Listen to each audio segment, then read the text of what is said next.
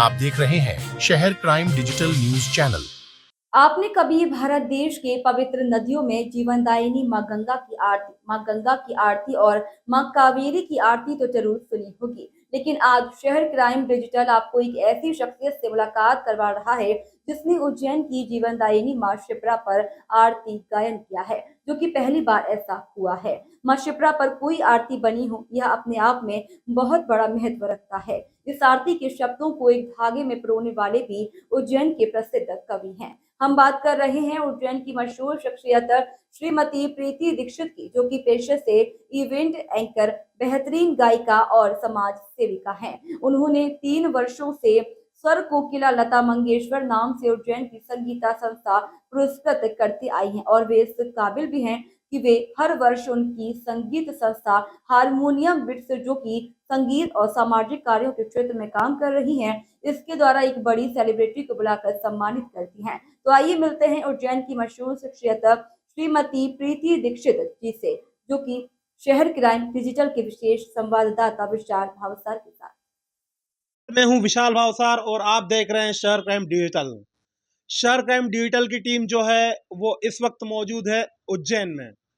उज्जैन आने का एक विशेष कारण ये है कि हम एक ऐसी शख्सियत से आपको परिचय करवा रहे हैं जो कि उज्जैन में एक बहुत बड़ा नाम है और कहीं ना कहीं एक अलग विधा में उनका नाम ज़्यादा बढ़कर आने लगा है। मैं बात कर रहा हूं हमारी दीदी प्रीति दीक्षित जी की, जो कि काफ़ी बड़ी अच्छी एंकर हैं। वे अच्छी गायिका भी हैं और साथ ही साथ समाज सेवा में भी भाग लेती हैं।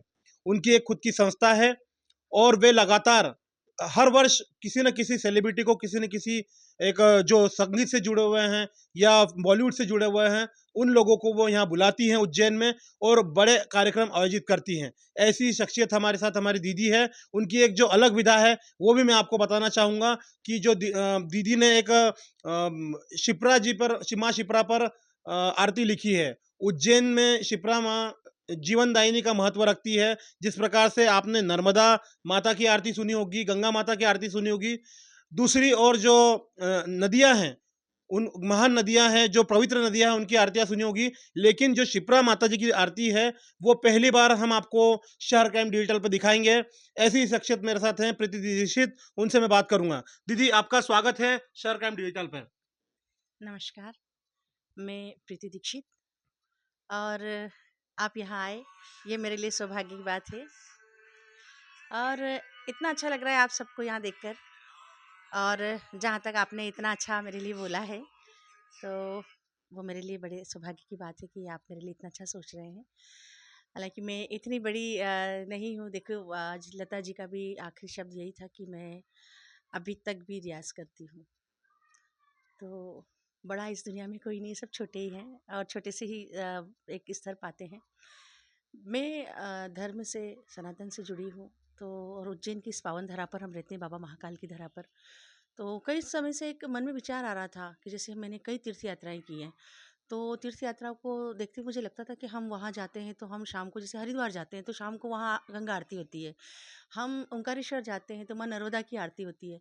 ऐसी अनेकों पवित्र नदियों की आरती सुनकर मन में आया कि जब हम उज्जैन आते हैं और हमारे यहाँ पंचकोसी होती है प्रति वर्ष बैसाख के महीने में, तो वहाँ पर हमारे जो दर्शनार्थी आते हैं, हमारे यात्री आते हैं, हमारे भक्त लोग आते हैं, तो वो क्या गाकर माँ की आरती करते होंगे। तो क्यों ना एक आरती बनाई जाए। आरतियाँ बनी होंगी, देखो, हर एक चीज़ की आरती बनती है, सभी ने कुछ ना कुछ बनाया होगा, लेकिन मेरे कानों तक अभी तक वो चीज़ नहीं आई। जी। तो मेरे मन में विचार आया कि क्यों ना शिप्रा जी की आरती की जाए, बनाई जाए और जिसको एक बड़े हाथों से उसका संगीतबद्ध हो, ताकि लोग उसको एक तो माँ शिप्रा मोक्षदायिनी है, गंगा मैया पापशाही करती है, लेकिन हमारी शिप्रा मैया मोक्ष करती है। वहाँ मोक्ष मिलता है आपको।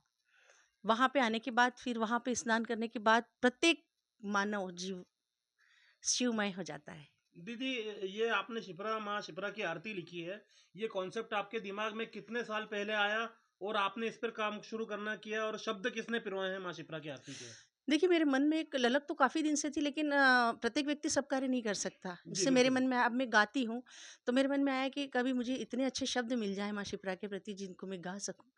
तो ऐसे ही मुझे एक बहुत अच्छे कवि हैं दीपक स्वामी जी, उन्होंने उस आरती को लिखा है। कहाँ से है वे? वो उज्जैन से ही हैं और बहुत अच्छे वीर रस के कवि हैं। तो मैंने उनसे कहा, मैंने कहा दादा आप इतना अच्छा लिखते हो और आपकी इतनी अच्छी कविताएँ हैं, तो एक मुझे भी एक अच्छा सा कोई सब माता जी का एक भजन लिख कर दीजिए। तो उन्होंने मुझे एक भजन लिख कर दिया था। जी। फिर मैंने उनसे कहा कि मुझे ना माँ शिप्रा की आरती लिख कर दीजिए। तो उन्होंने कई ग्रंथ खंगाले और कई ग्रंथों में से शब्द निकाल कर माँ शिप्रा का वर्णन किया और उस वर्णन को मैंने अपने शब्दों में पिरोकर आरती बनाई है और वो आरती मैंने मुंबई जाकर रिकॉर्ड की है। आदरणीय बॉलीवुड के मशहूर संगीतकार, गीतकार और गायक हैं अपने श्री राम शंकर जी। तो आज भी वो आरती उनके स्टूडियो में है। मुझे बस वो वो बार-बार तो काफ़ी मशहूर है अपने गानों के लिए। अरे बहुत! आपने सुना होगा यारो सब दुआ करो जी। और बहुत सारे उनके एल्बम हैं और आज भी वो गाते हैं। आप उन्हें तो यहाँ उज्जैन भी ला चुके हैं? हाँ, एक उज्जैन में एक वर्ल्ड म्यूज़िक डे होता है, विश्व संगीत दिवस। जी। वो होता है 21 जून को। तो मैं 20 और 21 जून, क्योंकि यहाँ इतने सारे सिंगर हो गए हैं कि अब मुझे 2 दिन के लिए वो इवेंट करना पड़ता है। तो यहाँ इतने बड़े-बड़े कलाकार हैं कि मैं अपने हाथों से उनका सम्मान करूँ, इतनी बड़ी मैं नहीं हुई हूँ। इसीलिए मुझे प्रतिवर्ष उनके लिए एक बड़े सेलिब्रिटी को बुलाना पड़ता है, ताकि मैं उनका सम्मान उनके हाथों से करवा सकूँ। आपने कितने दिनों में ये आरती पूरी कर ली थी? इस आरती को कंठस्थ करने में तो मुझे करीबन 2-3 महीने लगे जी। और फिर इस आरती का जब हमने कंठस्थ किया तो हमने अपने अंदाज में कंठस्थ किया था इसको। लेकिन जब बिल्कुल। हमने मुंबई इस आरती को भेजा तो फिर रामशंकर जी के जो राइटर हैं, उन्होंने फिर अपने अंदाज में उसको कहीं-कहीं उसका वो करके और उसको फिर अपने अंदाज में बनाया।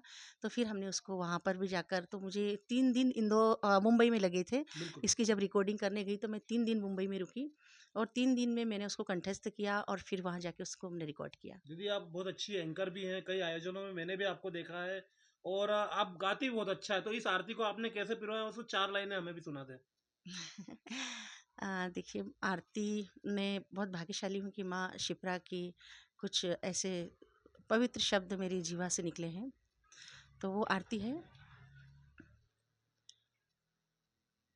जय शिप्रे माता, मैया जय शिप्रे माता, जो तेरे जल में नहाए, जो तेरे जल में नहाए, शिवमय हो जाता। जय मोक्षदायिनी माता। तो ये हमारी शिप्रा जी की आरती में आप पूरा वर्णन उज्जैन शहर का सुनेंगे कि साधु संत आते हैं, शिप्रा में स्नान होता है और अ, अनेकों कंदराओं से निकलकर, गुफाओं से निकलकर साधु संत आते हैं और यहाँ पवित्र कुंभ का मेला लगता है। तो अनेकों चीज़ें उस आरती में आपको सुनने को मिलेंगी। तो मेरा आपसे निवेदन है, कृपया करके आप उस आरती को ज़रूर सुनें बिल्कुल दीदी। और बहुत जल्द वो बड़े पैमाने पर रिलीज़ होगी जी। और रिलीज़ होगी तो अपने चैनल तक ज़रूर वो आएगी बिल्कुल, और बिल्कुल। आपके माध्यम से जन-जन तक वो आरती पहुँचे और मेरा सौभाग्य है कि आज आप लोगों से मिलना हुआ। दीदी आपको कई पुरस्कारों से भी सम्मानित किया गया, क्या वह पुरस्कार हैं? देखिए क्या होता है कि इंसान अपने आप को बहुत बड़ा समझता है कि मैं बहुत अच्छा गाता हूँ, मैं बड़े-बड़े सेलिब्रिटी के साथ गाता हूँ तो मैं बहुत बड़ा हो गया। लेकिन मेरा ऐसा सोच नहीं है। हालाँकि मैंने बहुत बड़े-बड़े स्टारों के साथ गाया है। मैंने मोहम्मद